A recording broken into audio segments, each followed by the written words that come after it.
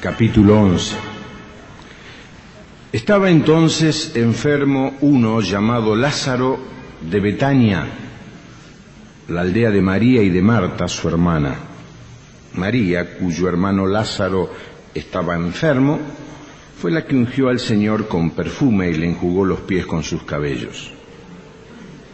Enviaron pues las hermanas para decir a Jesús: Señor, he aquí, el que amas está enfermo. Oyéndolo, Jesús dijo: esta enfermedad no es para muerte, sino para la gloria de Dios, para que el Hijo de Dios sea glorificado por ella. Y amaba Jesús a Marta, a su hermana y a Lázaro. Cuando oyó pues que estaba enfermo, se quedó 2 días más en el lugar donde estaba. Luego, después de esto, dijo a los discípulos: vamos a Judea otra vez. Le dijeron los discípulos: Rabí, ahora procuraban los judíos apedrearte, ¿y otra vez vas allá? Respondió Jesús: ¿no tiene el día 12 horas? El que anda de día no tropieza porque ve la luz de este mundo, pero el que anda de noche tropieza porque no hay luz en él. Dicho esto, le dijo después: nuestro amigo Lázaro duerme, mas voy para despertarle. Dijeron entonces sus discípulos: Señor, si duerme, sanará. Pero Jesús decía esto de la muerte de Lázaro, y ellos pensaron que hablaba de reposar del sueño. Entonces Jesús le dijo claramente: Lázaro ha muerto, y me alegro por vosotros de no haber estado allí, para que creáis, mas vamos a él. Dijo entonces Tomás, llamado Dídimo, a sus condiscípulos: vamos también nosotros para que muramos con él. Vino pues Jesús y halló que hacía ya 4 días que Lázaro estaba en el sepulcro. Betania estaba cerca de Jerusalén, como a 15 estadios, y muchos de los judíos habían venido a Marta y a María para consolarlas por su hermano. Entonces Marta, cuando oyó que Jesús venía, salió a encontrarle, pero María se quedó en casa. Y Marta dijo a Jesús: Señor, si hubieses estado aquí, mi hermano no habría muerto. Mas también sé ahora que todo lo que pidas a Dios, Dios te lo dará. Jesús le dijo: tu hermano resucitará. Marta le dijo: yo sé que resucitará en la resurrección en el día postrero. Le dijo Jesús: yo soy la resurrección y la vida. El que cree en mí, aunque esté muerto, vivirá. Y todo aquel que vive y cree en mí no morirá eternamente. ¿Crees esto? Le dijo: sí, Señor. Yo he creído que tú eres el Cristo, el Hijo de Dios que ha venido al mundo. Habiendo dicho esto, fue y llamó a María su hermana, diciéndole en secreto: el Maestro está aquí y te llama. Ella, cuando lo oyó, se levantó deprisa y vino a él. Jesús todavía no había entrado en la aldea, sino que estaba en el lugar donde Marta le había encontrado. Entonces los judíos que estaban en casa con ella y la consolaban, cuando vieron que María se había levantado deprisa y había salido, la siguieron diciendo: va al sepulcro a llorar allí. María, cuando llegó a donde estaba Jesús, al verle, se postró a sus pies diciéndole: Señor, si hubieses estado aquí, no habría muerto mi hermano. Jesús entonces, al verla llorando y a los judíos que la acompañaban también llorando, se estremeció en espíritu y se conmovió y dijo: ¿dónde lo pusiste? Le dijeron: Señor, ven y ve.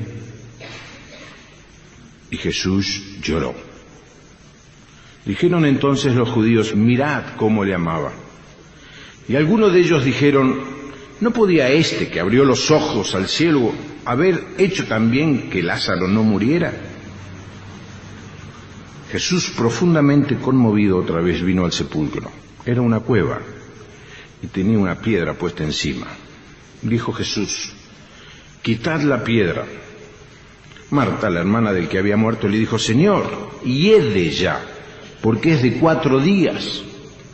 Jesús le dijo: ¿no te he dicho que si crees, verás la gloria de Dios? Entonces quitaron la piedra de donde había sido puesto el muerto.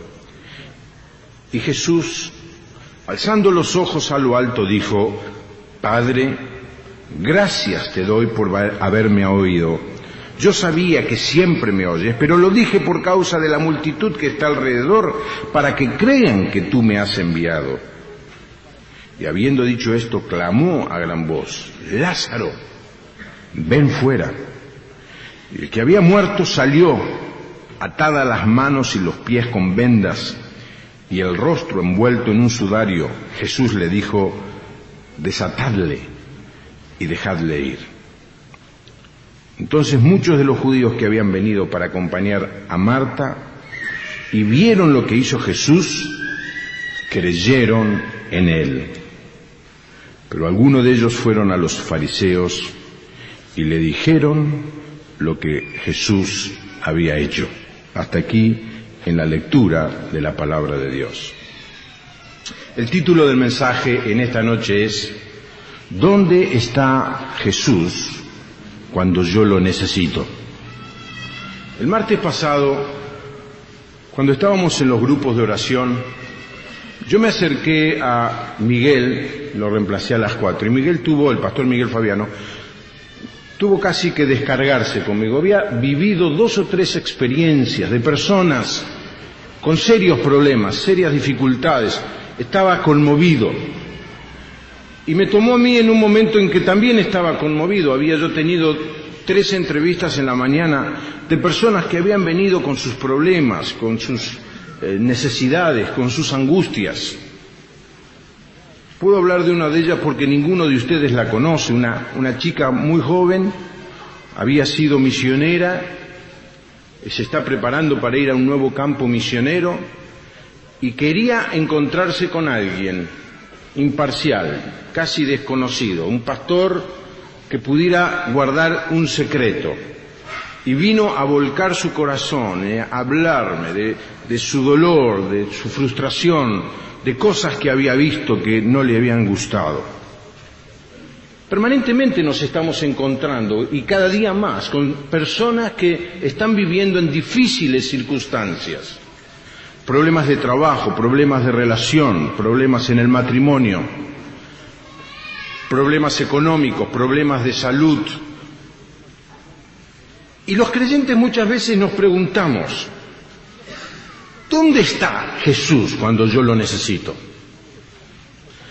Muchos vienen y nos dicen: estoy pasando un momento de dificultad, oro y parece como que Dios no me escucha. Y esto es el relato que hemos leído en esta tarde. Habla justamente de esta situación, de esta realidad que muchas veces los cristianos vivimos. Vivimos en momentos de dolor, de sufrimiento, de injusticia.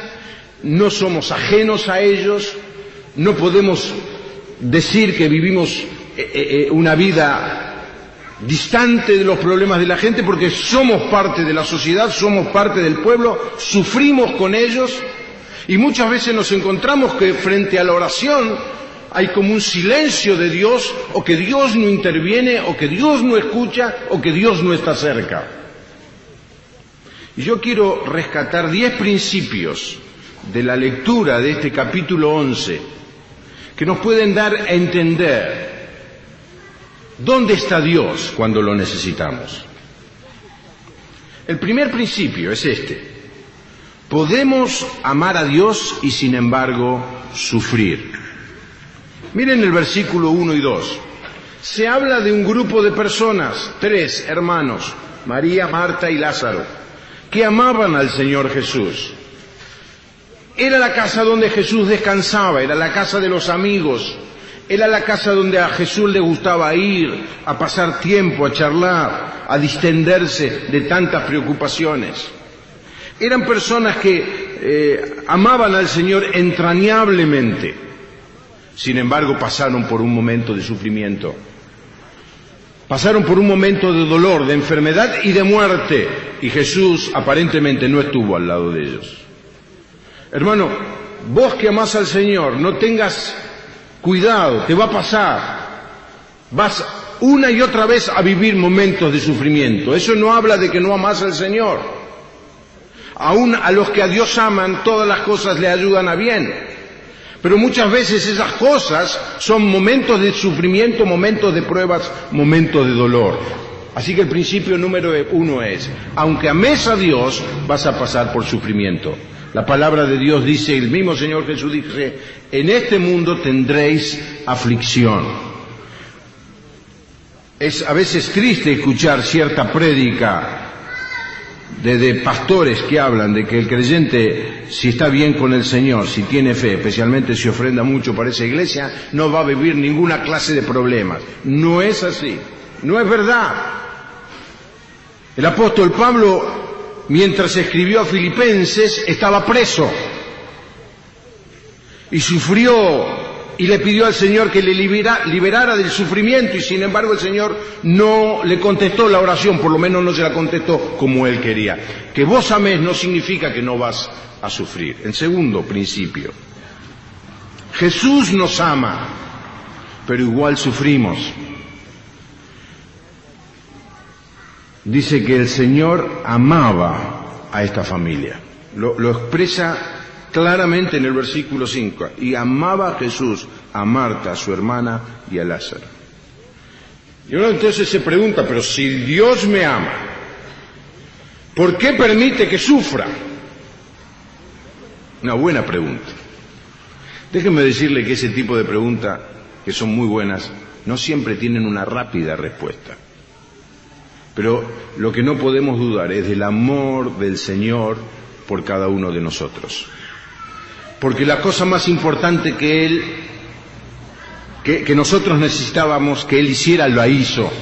Murió por cada uno de nosotros. Cuando pensamos que el Señor Jesús dio su vida por amor a nosotros, ¿cómo podemos poner en duda su amor? ¿Cómo podemos discutir que Él no nos ame? Cuando se dio todo, dio lo mejor, dio todo lo que tenía para salvarnos. Por eso, hermanos, tengamos cuidado. Cantábamos el coro que a veces la tentación de Satanás viene y trata de infiltrar dudas en nuestra mente. Te pasa esto porque Dios no te ama. ¿Dios me ama, pastor? Dios te ama. ¿Hay alguna duda? Si hay alguna duda, si dejas que en tu corazón o en tu mente se infiltre la duda del absoluto, insobornable y obstinado amor de Dios, es Satanás que viene a tratar de robar, matar y destruir algo que es contundente en la palabra de Dios. Porque no solamente Dios ama, es mucho más que eso. Dios es amor. Es la esencia misma de su persona, el amor. Así que Dios te ama, aunque sufras. Tercer lugar, la gloria de Dios siempre es más importante que nuestro bienestar. Fíjense lo que dice el versículo 4. Esta enfermedad, dice Jesús, no es para muerte, sino para la gloria de Dios.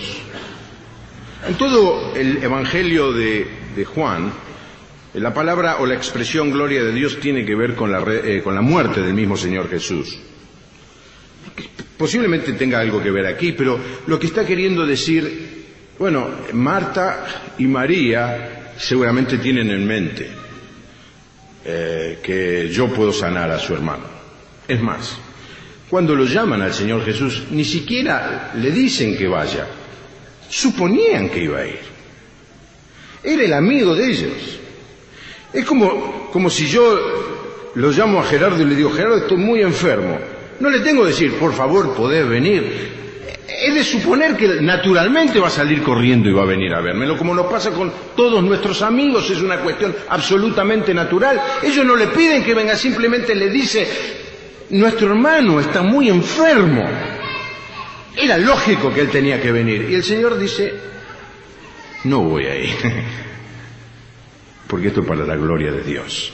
Y hermano, muchas veces nosotros vivimos circunstancias difíciles como iglesia. como familia, como personas. Dice, Señor, ¿qué es lo que está pasando? Y muchas veces el Señor quiere glorificarse en nuestra dificultad o en nuestro problema. Quiere sacar algo bueno que traiga honor a su nombre. Nuestra mente finita, limitada, quisiera la solución instantánea al problema. Pero Dios ve el tema desde una perspectiva eterna. Para Él no hay ayer, hoy o mañana. Él sabe cómo va a terminar la situación. Y Él entiende entonces que lo mejor es esperar. Que lo mejor no es contestarnos la oración que desesperadamente estamos haciendo. Porque nosotros creemos que todo el problema se resolvería si Él contestara afirmativamente nuestra petición. El Señor dice, no, lo voy a contestar más adelante, porque lo más importante para mí es que el nombre de Dios sea glorificado. Y hermanos, muchas veces nuestros sufrimientos, nuestra angustia, nuestros problemas, nuestra escasez, son puertas que el Señor quiere utilizar para glorificar su nombre. No sé cuántos de ustedes se hubieran acercado al Señor si no hubieran tenido alguna vez algún problema. Tenemos que dar gracias al Señor por los problemas, porque por los problemas que la gente tiene es porque la gente viene y busca al Señor. A los pastores, como yo dije no hace mucho, nos gustaría que la gente viniera con cuestiones teológicas. Pastor, quiero discutir acerca de la santidad de Dios. Muy rara vez viene alguien para discutir eso. La mayoría, más del 99% de personas viene, pastor, vengo porque tengo una necesidad. Y yo veo la necesidad y los pastores vemos la necesidad y decimos, qué bueno, porque el Señor puede glorificarse en esta situación. No queremos, ni oramos, ni pedimos, Señor, mandanos pruebas y dificultades, pero cuando vienen, muchas veces tenemos que entender, son para la gloria de Dios. Y el Señor dijo, muy bien, que sea para su gloria. Cuarto principio. Dios suele demorar su respuesta. Y siempre que el Señor demora su respuesta es porque tiene algún propósito. Dice, versículo 6, cuando yo pues que estaba enfermo, se quedó 2 días más en el lugar donde estaba.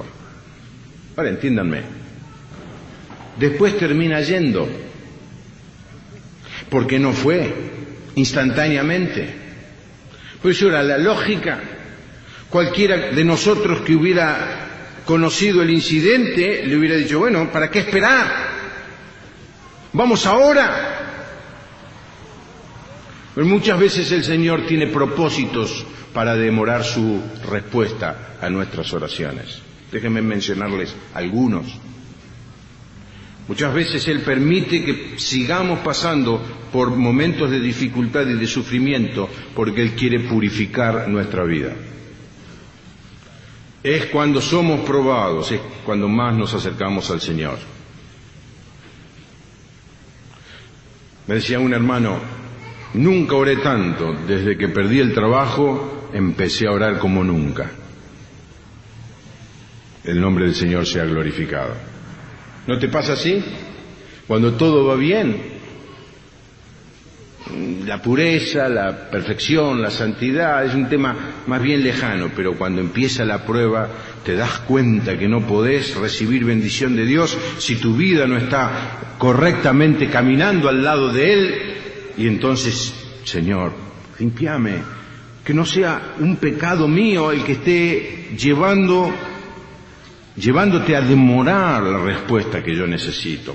Porque muchas veces el Señor no puede darnos, y esta es una segunda razón por la que Él demora su respuesta, muchas veces Él no puede respondernos porque estamos en pecado. Y la demora es una disciplina. Él podría contestar instantáneamente, Él podía haber ido a Betania instantáneamente, ni siquiera caminando, podía haber hecho como hizo cuando fue tentado en el desierto, que fue movido de aquí para allá por el Espíritu de Dios. Él podía haber estado en menos de un segundo en la casa, pero se quedó 2 días, demoró la respuesta. Y muchas veces el Señor demora la respuesta en nuestra vida, porque quiere limpiarnos de pecado, purificarnos.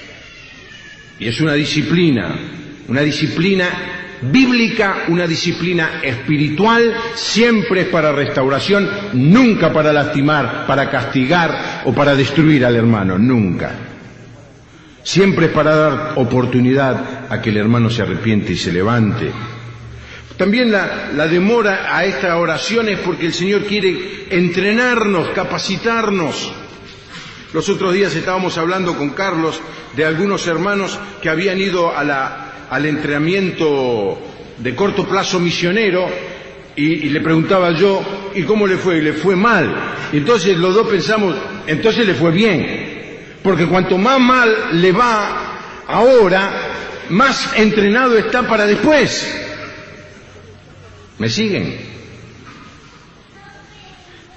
Y el Señor muchas veces demora su respuesta porque quiere entrenarnos en la vida cristiana, en la vida de fe, en la vida de oración, en la vida de dependencia. ¿Por qué no lo libró a Pablo otra vez? Pues lo quería tener humilde, para que las grandezas de las revelaciones no se me subieran a la cabeza. El Señor me dijo, seguí sufriendo, te necesito humilde. Y esta es una manera de fortalecer el carácter del creyente. Así que el Señor demora muchas veces sus respuestas. Hermano, allí está la parábola de la viuda insistente. ¿Qué hacemos?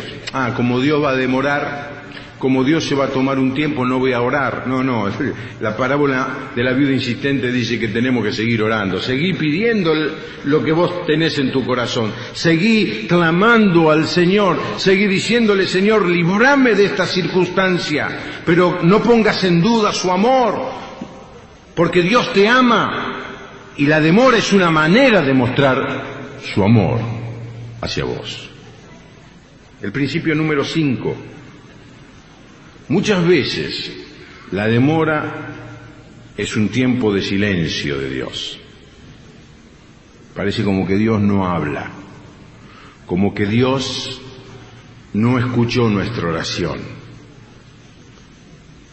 Allí nos lo vemos a Abraham detenido 15 años, sin una palabra de Dios. Y otras veces, aún el mismo David, después del pecado, clamando al Señor y expresándose, Señor, como que no te escucho, Dios, ¿qué pasa? Mire lo que dice el versículo 17, que ya hacía 4 días que Lázaro estaba en el sepulcro. Y Marta le dice, con dolor, si hubieras estado aquí, mi hermano no habría muerto. Ahora, durante estos 2 días el Señor no le mandó decir nada a Marta y María acerca de lo que Él estaba haciendo o iba a hacer. Nada. Silencio. Hermanos, muchas veces en la vida de problemas, sufrimientos y pruebas, el Señor nos habla a través de su silencio.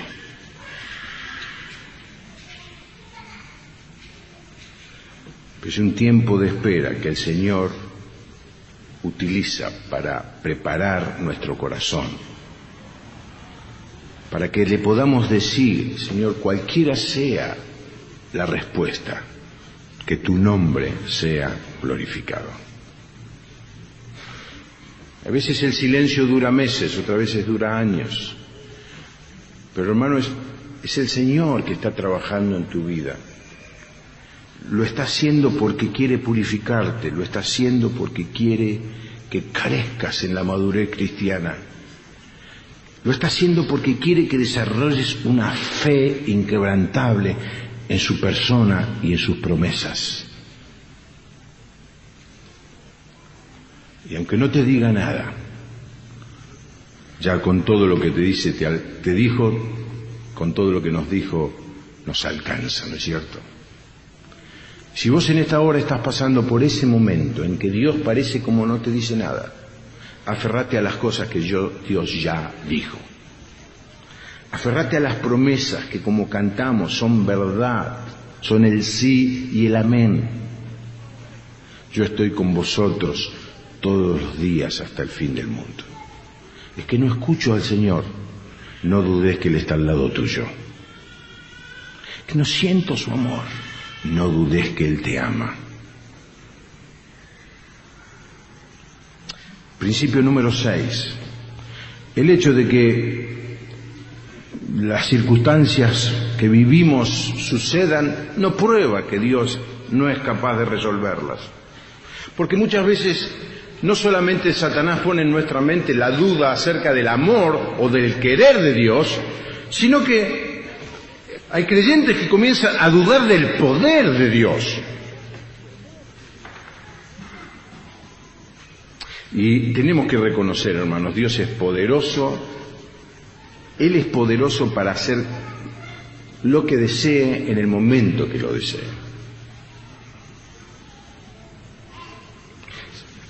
Por eso cuando leemos las expresiones en el versículo 21, otra vez Marta le dice, si hubieras estado aquí mi hermano no habría muerto. Viene María y le dice, si hubieses estado aquí no habría muerto mi hermano. Versículo 37, ahora viene la multitud, la gente que los rodeaba, dice, no, este que sanaba a los ciegos no podía haber hecho el trabajo de venir un poco antes para sanar a Lázaro. Ahora miren cómo responde el Señor. Es casi patético. Lázaro ha muerto y me alegro. Claro, no está la coma allí, yo estoy haciendo mal uso de la lectura bíblica, ¿no es cierto? Pero podríamos leerlo allí, versículo 14 y 15. Lázaro ha muerto y me alegro por vosotros de no haber estado allí. Ahora, ¿cómo puede ser? ¿Cómo puede ser que diga semejante cosa? El Jesús que ama insobornable y obstinadamente al ser humano, de su amigo Lázaro, porque el Señor tenía en mente que lo que iba a hacer era más grande de lo que ellos le estaban pidiendo que hiciera. Me alegro no haber ido para que no se sane y se muera, pero una cosa de loco lo que dice el Señor Jesús. Porque lo que voy a mostrar ahora es otra cosa más grande. Y muchas veces, hermano, el Señor demora la respuesta a tu pequeña oración porque quiere responder una gran oración que puedas ni siquiera te animarte a hacer todavía. Como iglesia, hermanos, cuando oremos, sepamos esto, que Él puede contestar nuestras oraciones mucho más allá de lo que pedimos o pensamos. Yo creo que tenemos que desafiarnos, hermanos, a hacer oraciones cada vez más grandes, porque el Dios que tenemos excede nuestras peticiones. ¿Qué quisiéramos tener? 100 misioneros. Es poco, Dios quiere que tengamos muchos más, y Él está dispuesto a darnos los recursos para que lo tengamos. ¿Creen esto, hermanos? Entonces nosotros estamos pidiendo para poder sostener a los 2 matrimonios misioneros que tenemos, solamente, Señor, que no nos falte recursos. El Señor dice, no te voy a responder esa miserable oración. Y me alegro que tengan problemas económicos, porque lo que yo quiero hacer es algo mucho más grande. ¿Y no te ha pasado alguna vez, hermano? Vos le estabas pidiendo al Señor un milagrito y el Señor te respondió con un milagrazo. ¿No te pasó? Un hermano de la congregación estaba orando por un trabajo. Yo sé que muchos conocen y creo que él me permite decirlo. Estaba orando por un trabajo. Y un día se presentó a los pastores pidiéndonos un trabajo muy humilde. Y el Señor no le contestó. Y le voy a decir, y la iglesia no le dimos el trabajo que quería. Y al tiempo el Señor le dio un trabajo maravilloso para la gloria de Dios. Así Dios contesta. De maneras misteriosas sabe Dios aún obrar. El principio número 7, faltan 4. Hermano, Dios no es indiferente a las tragedias humanas. A veces la gente dice, ¿vio lo que pasó en Kosovo? ¿Vio lo que pasa en Sudán con la venta de esclavas, vio lo que pasa en Centroamérica, vio el terremoto en Turquía, como que Dios no siente nada, no sufre nada, pero miren, el Señor aquí es mostrado por el evangelista Juan como alguien que sufre lo que a nosotros nos pasa. El texto más corto de la Biblia es la expresión de que el Señor sufre cuando vos sufrís. Se duele cuando a vos algo te duele. Se juntó con las hermanas y viendo lo que había pasado, se conmovió en su corazón y Jesús lloró. No piense que Él es indiferente.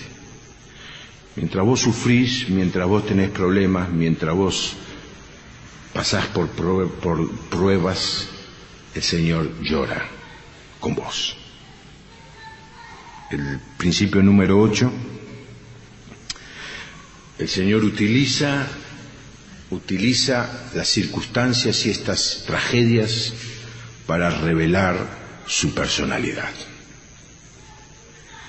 Se presenta a Marta: Señor, si hubieras estado aquí. Marta, entendeme, Marta, no vine porque quería hacer algo grande. Te lo voy a decir en una frase: yo no soy el sanador del mundo, no, otros pueden venir a sanar. Yo soy la resurrección y la vida. ¿Me entendés, Marta? Quiero aprovechar esta circunstancia para mostrarte de la manera más profunda el carácter de mi persona. Y hermanos, cuando nosotros dejamos que Dios intervenga, comenzamos a vislumbrar, a percibir aristas, peculiaridades del carácter de Dios que una vida suave y fácil no percibe. Es cuando oramos con pasión, con dolor, con sufrimiento, con angustia, con desesperación, y oramos para que el Señor intervenga. No solamente estamos esperando que el Señor conteste nuestra oración y que, como decíamos, muchas veces lo hace mucho más grande de lo que nosotros pensamos, sino que en la respuesta aprendemos a conocer de una manera más profunda el carácter de Dios. Hermano, una de las calamidades de la iglesia es que los creyentes conocen poco al Señor. Saben algo de los evangelios, han aprendido algo de la muerte, saben cómo aceptar a Jesucristo, pero no conocen al Señor. Y el Señor es la imagen de Dios. El Señor dijo: me has visto a mí, has visto al Padre. En los primeros versículos, el versículo 9 del capítulo 14 de Juan. Es decir, querían ver a Dios. Si me han visto a mí, han visto al Padre. ¿Qué es lo que mostraba el Señor? Lo que cantábamos hoy: la santidad, su fortaleza, su protección, su amor, su fidelidad, su justicia, su misericordia. Hermano, cuando estás pasando por una prueba, una de las cosas que Dios tiene en mente: yo voy a hacer pasar a mi hermano, a mi hijo por esta prueba, a ver si me puede conocer un poco más y mejor. Y hermanos, quiero decirte esto, principio número 9, el Señor siempre hace algo cuando estamos sufriendo. Siempre hace algo. No es que de golpe no hace nada y espera. No, la espera es hacer algo para Dios. Versículo 11 dice que le dijo a los discípulos: vamos a despertarle. Versículo 38 dice que vino al sepulcro. Versículo 43, cuando llegó clamó a gran voz. Y luego le dio la orden de desatarle y dejarle ir. Acciones del Señor.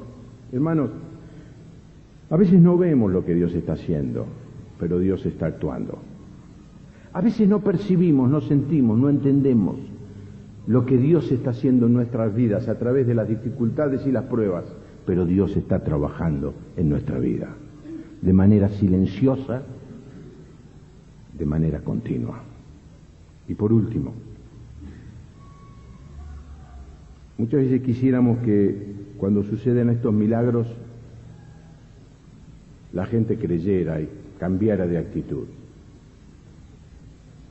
Muchas veces nos gustaría a los pastores de la iglesia que a la luz de lo que Dios hace en la vida de sus hijos, los miembros de la congregación cambiaran, evolucionaran. Ustedes saben, una de las cosas más tremendas que uno ve, que el Señor responde oraciones, y al poco tiempo de que un matrimonio se pasó horas orando y pidiéndonos oración para que el Señor interviniera, y cuando el Señor intervino, poco gratitud y al poco tiempo olvido, que es una suerte de incredulidad. Dice el texto que algunos creyeron, pero otros se fueron a contárselo a los fariseos. Una manera de decir, Dios puede hacer la cosa más grandiosa. No hay milagro más grande que resucitar a alguien que hace 4 días está muerto. En ese sentido no hay antecedente. Hubo otras resurrecciones, pero era de pocas horas o pocos días. Pues eran 4 días. Y ustedes saben, 4 días un cuerpo muerto está en un avanzado estado de putrefacción. El Señor con su poder resucita a Lázaro. Parecería ser como consecuencia de eso todo el mundo hubiera creído en él. Sin embargo, hay muchos que no creen. Hermano, no seas de ese grupo de gente que ve los milagros y sin embargo sigue viviendo una vida de incredulidad y de falta de fe.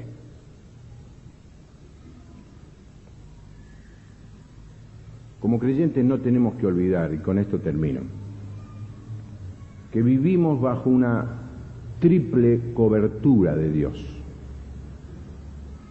La primer cobertura de Dios es su amor infinito.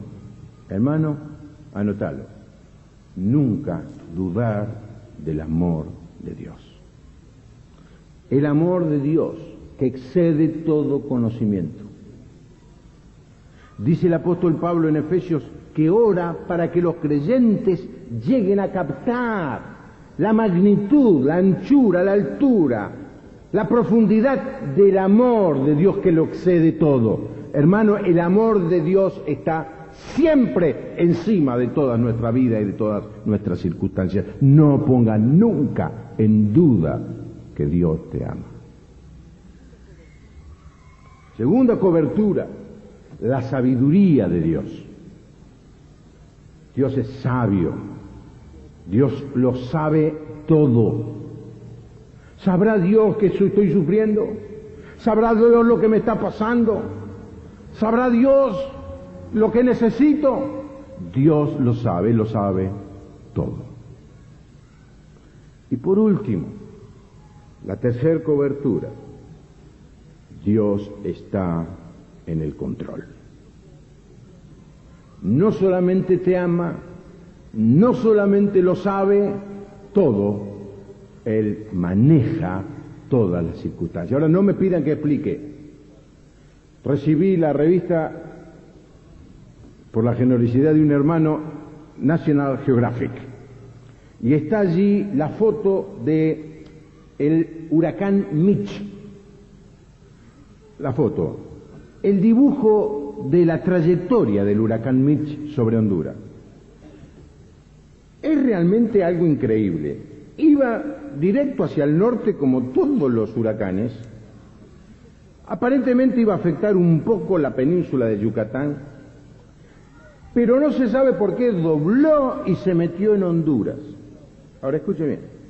Iba a esquivar la capital de Tegucigalpa y no se sabe por qué hizo como una V y la encerró a la capital de Honduras, Tegucigalpa, y luego siguió. Es decir, ¿qué es esto?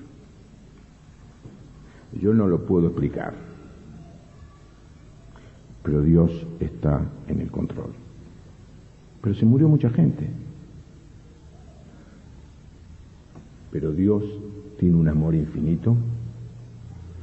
Dios lo sabe todo y Dios está en el control. Andate afuera de allí y vas a ver qué difícil es la vida cristiana. Es imposible vivir. Así que si estás pasando por un momento de prueba, recordá estos principios. Dios no está silencioso, no está callado, está trabajando, está actuando, está tratando de convertir tu circunstancia en un motivo para glorificar su nombre y para que vos crezcas en tu fe en Él. Amén. Inclinamos nuestro rostro y oramos al Señor. Si estás pasando por una prueba, ¿quién no? Puede ser una prueba económica, puede ser una prueba de trabajo, puede ser una prueba de enfermedad, puede ser una prueba de relaciones, puede ser una prueba en tu familia. También puede ser una prueba en tu vida espiritual. Hay sequía, hay sensación de que Dios te ha abandonado, que no te escucha. Falta de gozo, falta de poder. Es una prueba.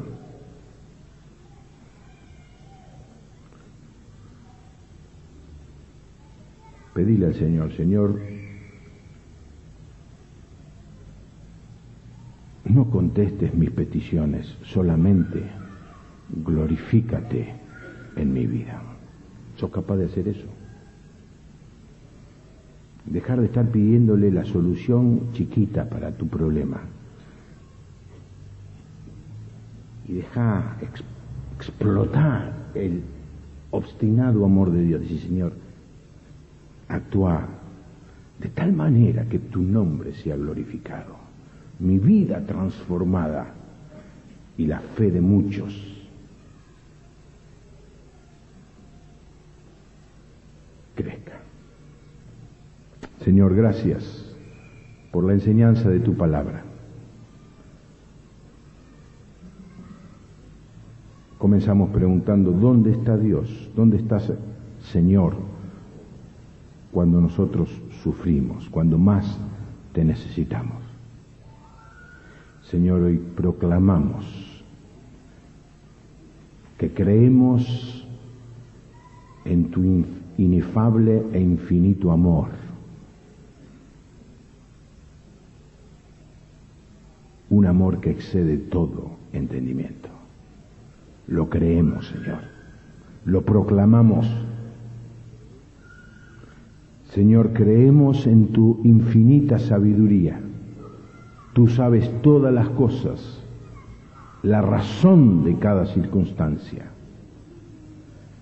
Y Señor, nos cobijamos en el hecho incomprensible para nuestras mentes humanas de que tú estás en el control de todas nuestras circunstancias.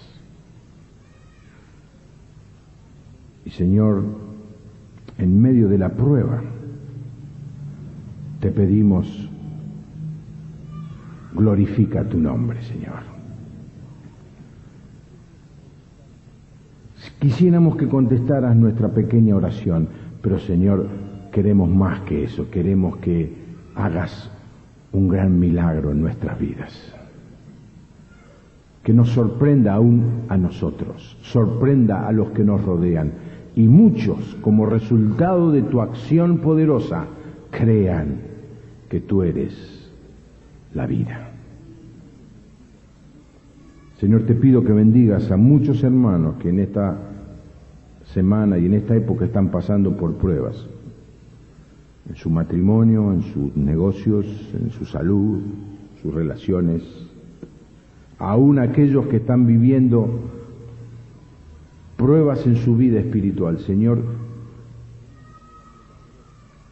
de una manera milagrosa, glorifícate en la vida de mis hermanos. Glorifícate, Señor, en la vida de tu iglesia. Muestra tus grandes obras. Anuncia, Señor, a este barrio quién tú eres. Bendito sea tu nombre. En el nombre del Señor Jesús oramos. Amén.